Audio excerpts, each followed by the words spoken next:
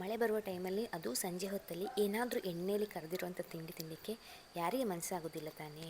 Hi friends, welcome back to my channel.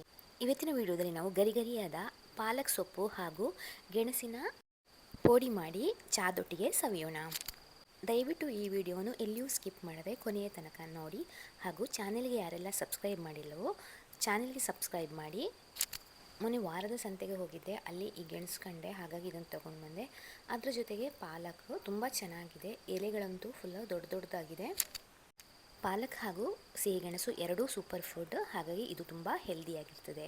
ಮೊದಲು ನಾವು ಗೆಣಸನ್ನು ಚೆನ್ನಾಗಿ ತೊಳೆದು ಚಿಕ್ಕ ಚಿಕ್ಕ ಸ್ಲೈಸ್ಗಳನ್ನಾಗಿ ಮಾಡಬೇಕು. ನಾವಿಲ್ಲಿ ರೌಂಡ್ ಸ್ಲೈಸ್ ಮಾಡ್ತಾಯಿದ್ದೇವೆ, ನೀವು ಬೇಕಾದಲ್ಲಿ ಉದ್ದ ಸ್ಲೈಸ್ ಬೇಕಾದರೂ ಮಾಡಬಹುದು.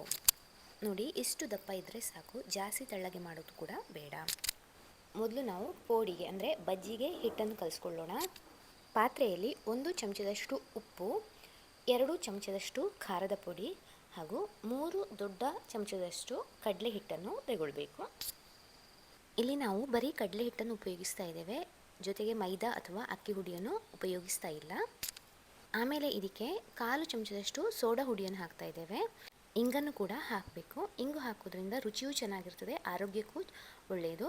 ನಾವು ಅಂಟಿಂಗನ್ನು ನೀರು ಮಾಡಿ ಅದರ ನೀರನ್ನು ಇಲ್ಲಿ ಸೇರಿಸಿ ಇದನ್ನು ಒಂದು ಸಲ ಚೆನ್ನಾಗಿ ಮಿಕ್ಸ್ ಮಾಡಬೇಕು. ನಂತರ ಇದಕ್ಕೆ ನಾವು ನಿಧಾನವಾಗಿ ಸ್ವಲ್ಪವೇ ನೀರು ಸೇರಿಸಬೇಕು. ಸೇರಿಸಿದ ಮೇಲೆ ಚೆನ್ನಾಗಿ ಮಿಕ್ಸ್ ಮಾಡಬೇಕು. ಹಿಟ್ಟಲ್ಲಿ ಯಾವುದೇ ಗಂಟಿರಬಾರ್ದು. ಇಲ್ಲಿ ಜೀರಿಗೆಯನ್ನು ಸೇರಿಸ್ತಾ ಇದ್ದೇವೆ, ನೀವು ಜೀರಿಗೆ ಬದಲು ಓಂಕಾಳು ಕೂಡ ಸೇರಿಸ್ಬೋದು. ಇನ್ನೊಂದು ಸಲ ಚೆನ್ನಾಗಿ ಮಿಕ್ಸ್ ಮಾಡಬೇಕು. ಈ ಥರ ಕನ್ಸಿಸ್ಟೆನ್ಸಿ ಇದ್ದರೆ ಸಾಕು. ಅದೇ ಹೊತ್ತಿಗೆ ನಾವು ಎಣ್ಣೆಯನ್ನು ಕಾಯಲು ಬಿಟ್ಟಿದ್ದೇವೆ. ಎಣ್ಣೆ ಕಾದ ನಂತರ ಕಟ್ ಮಾಡಿಟ್ಟಿರುವಂತಹ ಸಿಹಿಗೆಣಸಿನ ಸ್ಲೈಸನ್ನು ಹಿಟ್ಟಲ್ಲಿ ಡಿಪ್ ಮಾಡಿ ಒಂದೊಂದೇ ಎಣ್ಣೆಗೆ ಬಿಡಬೇಕು. ಇದನ್ನು ಕಾಯಿಸುವಾಗ ಮೀಡಿಯಂ ಫ್ಲೇಮು ಇಟ್ಟಿರಿ. ಈ ಹಿಟ್ಟಿಗೆ ನಾವು ಅರಿಶಿನ ಪೌಡರ್ ಹಾಕಲಿಲ್ಲ, ಬೇಕಿದ್ದರೆ ನೀವು ಹಾಕ್ಕೊಳ್ಬೋದು. ಗರಿಗರಿಯಾದ ಬಜ್ಜಿಯನ್ನು ಮಾಡಲಿಕ್ಕೆ ಇನ್ನೊಂದು ಟಿಪ್ಸ್ ಏನಂದರೆ, ನೀವು ಹಿಟ್ಟಿಗೆ 1 ಅಥವಾ 2 ಚಮಚದಷ್ಟು ಬಿಸಿ ಎಣ್ಣೆಯನ್ನು ಹಾಕಿ ಕಲಸಿ, ಹಾಗಾಗಿ ಬಜ್ಜಿ ತುಂಬ ಚೆನ್ನಾಗಿ ಗರಿಗರಿಯಾಗಿ ಬರ್ತದೆ. ಪೋಡಿಯನ್ನು 4-5 ನಿಮಿಷಗಳ ಕಾಲ ಮಧ್ಯಮ ಉರಿಯಲ್ಲಿ ಹಾಗೆ ಎಣ್ಣೆಯಲ್ಲಿ ಫ್ರೈ ಆಗಿ ಬಿಡಬೇಕು. ಹೊರಗಡೆಯಿಂದ ಕ್ರಂಚಿಯಾದ ಹಾಗೂ ಒಳಗಡೆಯಿಂದ ಸಾಫ್ಟ್ ಆದ ಗೆಣಸಿನ ಪೋಡಿ ರೆಡಿಯಾಗಿದೆ. ಇನ್ನು ನಾವು ಪಾಲಕ್ ಸೊಪ್ಪಿನ ಪೋಡಿ ಮಾಡೋಣ. ಪಾಲಕ್ ಸೊಪ್ಪನ್ನು ಹಿಟ್ಟಿನಲ್ಲಿ ಅದ್ದಿ ಒಂದೊಂದೇ ಎಣ್ಣೆಯಲ್ಲಿ ಬಿಡಬೇಕು.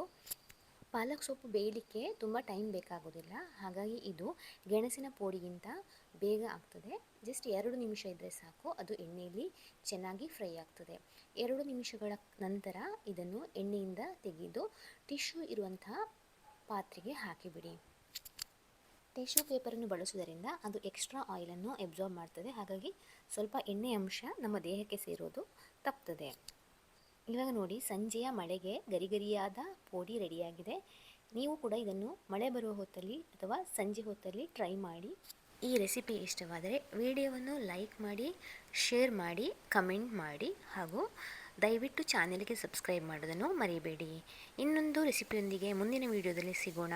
ಅಲ್ಲಿಯವರೆಗೆ ಥ್ಯಾಂಕ್ ಯು, ಬಾಯ್ ಬಾಯ್.